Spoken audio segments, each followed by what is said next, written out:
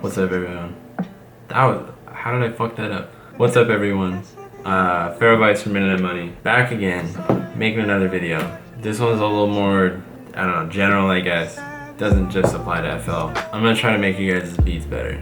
I've been doing these live streams on Twitch where I listen to people's beats that they email in and then give them some feedback. And for the newer producers, I noticed a lot of common mistakes, issues with their beats, I guess. So I want to try to talk about those and help you guys make better beats so that artists are gonna want to get on them. You know, you can advance your career and shit like that. So back in December, I did a podcast with Kyle Beats. Shout out to him. He asked me a question basically along the lines of if I had any advice to give to producers who want to like step into getting placements, they want more artists to get on their beats. I said something like, your beats have to be like really good. Yeah, you always, that's like, everybody have that. Everybody can make good beats. Like, that's bare minimum. The rest is just like business. Getting placements and moving forward in your career and becoming a bigger producer, you have to make great beats, period. Everybody makes really good beats. Every year it just evolves, it gets bigger, beats get better, new variations of the plug 808 comes out, new claps, you know, shit like that. Things get better and you have to be at the top of your game at all times. Anyways, let's get into it. So the first thing I want to talk about is mixing. The biggest issue with a lot of beats is the mix just isn't all there. Whether that be the drums are too quiet, the melody's too loud, the kick doesn't hit right, something's just off. I know how frustrating that is. It took me like years to finally like be happy with my mixes. It's the most frustrating feeling, like listening to a beat and then going back to yours and like it just sounds terrible and you don't know why. It's not loud enough. It just doesn't work. So real quick, I'm just gonna walk you guys through how I mix every beat. A lot of people do it this way. A lot of people do different shit. This is just the easiest way to get a beat shoppable so that an artist can get on it and then an engineer can do his thing afterwards for the song. This isn't like a final mix. Like when a song comes out, usually they'll have someone like actually mix the whole song and master it and all that.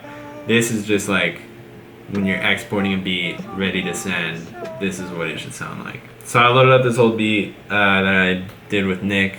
I'm just gonna play real quick, just the hook part so you guys can hear what it sounds like.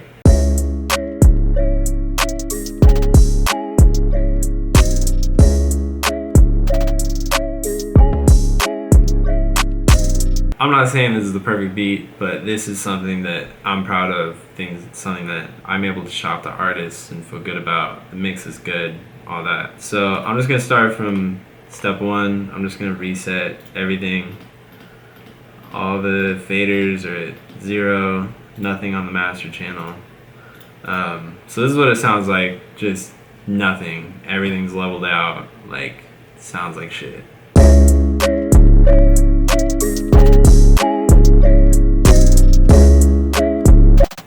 I don't want to play too much of it. But what I do is I'll just level everything's volume one by one so that it sounds good even without anything on the master channel. Let me put the headphones on real quick so I can actually hear. So I'll start with any melodic elements. This one just has a loop from Nick. There's nothing crazy going on, so it's just one channel. Generally, I'll get the melody to about halfway. I don't want it to take up too much, but you also don't want it to be too quiet. And then I'll do the 808 because it counts as a melodic element, I guess.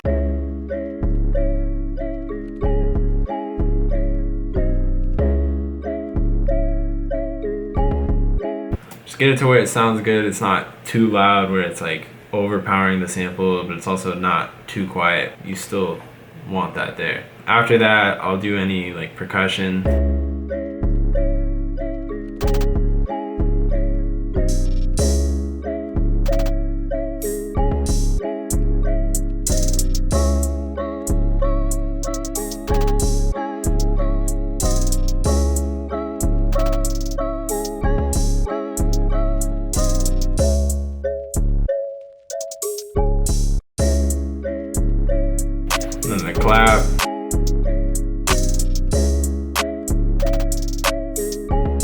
And then the last thing is the kick.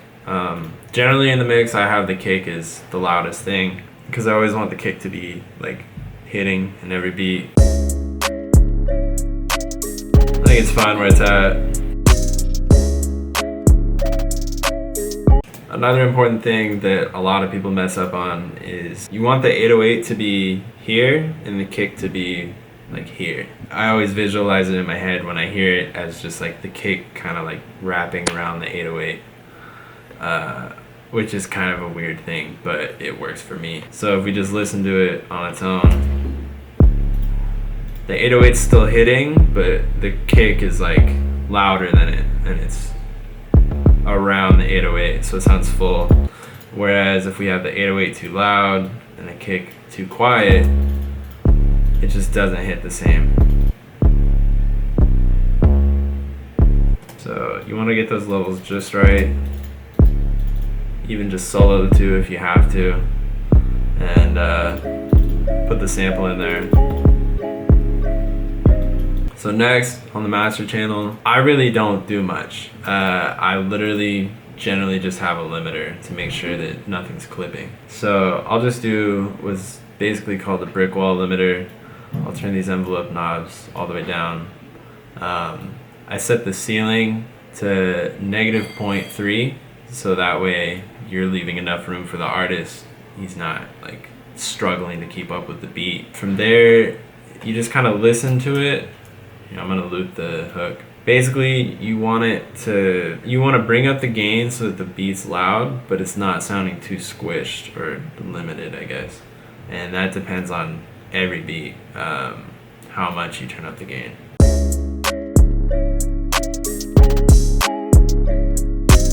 It's just a matter of using your ears and seeing what's the perfect spot for it.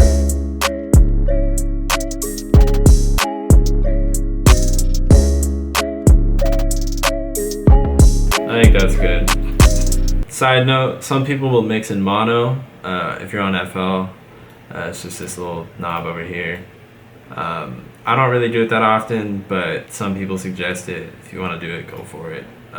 Just make sure you turn it off when you're actually done. So on to the next thing, and that is picking good samples. I'm not talking about melody samples, I'm strictly just talking about drum samples, synth patches, instruments, whatever you're using. Sound selection is like one of the biggest things in beats. If you have a terrible sound, like just the most annoying clap of all time, like no one is gonna fuck with that beat. It's gonna be sitting on your hard drive. No one's gonna care. I'm just gonna find some bad samples on my hard drive real quick and swap them out so you guys can tell the difference. I'm also gonna rename all of the sample names so that I'm not firing shots at anybody. Alright, so I swapped out this bad clap, bad hi-hat, another bad hi-hat, a bad 808, and a bad kick. I didn't swap out the open hat or the perk roll because I'm really fucking lazy. But this is what it sounds like with bad samples.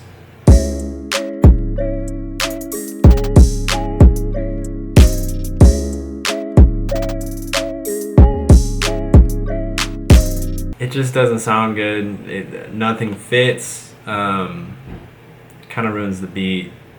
I'm gonna go ahead and reopen this project file now. It's just not good overall. So make sure you're picking good sounds that you know are mixed well, fit the beat, aren't too weak, aren't too strong, things like that. However, it is easy to fall into the trap of using the same drums for every single beat that you make. I'm personally guilty of that. I do that all the time.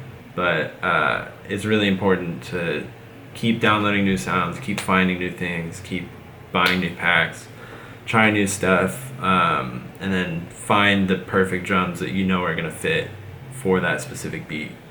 Test them on different speakers, like maybe this kick sounds good on your headphones, but then when you listen to it in the car, it doesn't sound good at all, or like on monitors or whatever. Just try out different shit, find the ones that you like the best. So on to the last thing that I want to talk about, that is don't overcomplicate things. Everything that goes into a beat has its specific place, each percussion element, each snare, kicks, melodies. Everything needs to fit together into one cohesive thing. And if one thing is just like taking up way too much space, or things are overlapping or whatever, it just ruins the whole balance of the beat. Nobody's gonna like the song if it's just all over the place. I remember a couple years ago we were doing the Internet Money tour. Touch with Trent, who's now one of our members, he was one of the guests at one of the stops, and this is when he was still pretty new to making beats. And we had everybody who was staying on the tour play us their beats so we could give them feedback, tell them what to improve on. And I remember the only thing about Trent's beats that were not great were his hi-hats were just like absurd. Like it was just like going everywhere, like rolls, like super loud, no bounce to him. Trent has improved like crazy. Like he's a super good producer now, so I'm comfortable. I hope he's comfortable with me sharing that now. But yeah, shout out to Trent. Yeah, I'm just gonna give you guys a quick example of some bad hi-hats that just ruin the song because they don't mesh well with the other drums, or they take up too much space or whatever.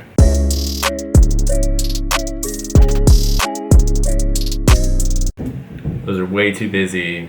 There's no room for an artist to get on there. The whole balance of the beat is just ruined. Make sure not to do shit like that. Or even with the 808s, try to keep those simple, keep them where they should be. Don't be adding way too many 808s so that it just ruins the whole like energy of the beat.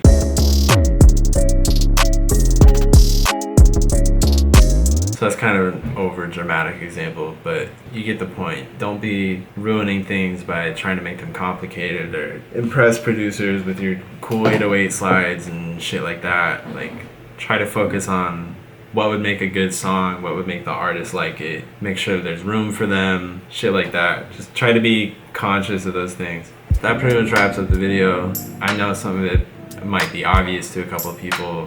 I'm sure I'm gonna get a couple comments that are like, oh, I learned this in my producer subreddits. Doesn't matter. This is applicable to everybody. These are just general things that you should know. Whether you're selling on YouTube or trying to get placements with artists or work with local people, doesn't really matter. Yeah, that's it for the video. Thank you guys. If you liked it, feel free to hit the subscribe button, like the video, leave a comment what you think, any other tips that you have. Follow me on Twitter and Instagram, @Pharaoh. Should be down in the description, or I'll leave it on screen. Follow me on Twitch. I'm gonna be doing more live streams of me making beats, working on songs. Feedback, you guys can send me your beats. Yeah, that's honestly it. Thank you guys.